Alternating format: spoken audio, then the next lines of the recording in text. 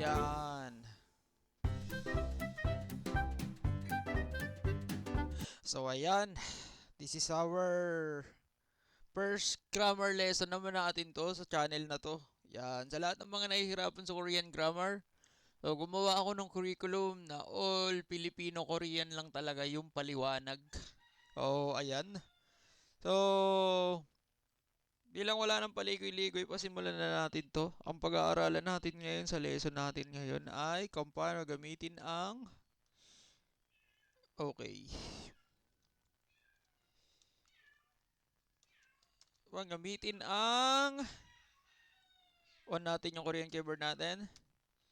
Nun Goya. Okay? Okay. Nun Goya. Yan yung una natin pag-aaralan. So, unang ano to? Unang panahunan. Present tense. So, sa part na to is yung sa kasalukuyan. Kung paano gamitin ang niyon Goya. Niyon nun Goya. Okay? Para lang sa context, ganito siya gamitin. So, maglalagay tayo ng mga basic verbs dito.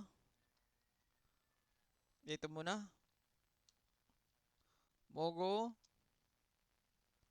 he, at saka ka. Okay, sa grammar point na to, kapag gagamitin natin ng niyon, nun goya, ay i-convey niya ang kasalukuyan, present. Yung naganap. Okay? So, ganito siya i-execute. Bigyan natin siya ng example. So, sabihin natin na kakain. Kakain. So, magiging 먹는 거야. So, omitted.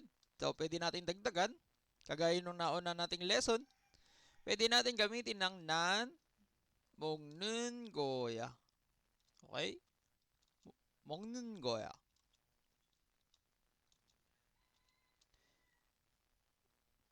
So, kasalukuyang kumakain. Okay, bigyan natin siya ng ng advance. Yung kumakain na. Okay, gawin natin siyang progressive. Okay? May isa akong pahabol sa inyo ha. Kapag active pa yung kapag active pa yung salitang kilos, nagiging ganito siya. Or pwede mo siyang pamalit. Ito nga, 먹는 거야. O kapag pinagtabi-tabi mo siya, present, kasalukuyan, yung ngayon yung ngayon. Present, progressive, at saka future. O, ito muna. Ganito siya basic. Sabi nga nila ng mga sunsing name natin, ganito siya kino-conjugate. So, sisimulan mo natin siya sa beginner na present, progressive, at saka future. So, mamaya na yung past tense kasi sa susunod na natin yung tatalakayin sa susunod na video. O, kapag ino-convey mo na kasalukuyan, 먹는 거. Tapos, 먹고 있어. Tapos, 먹을 거야. O, ayan.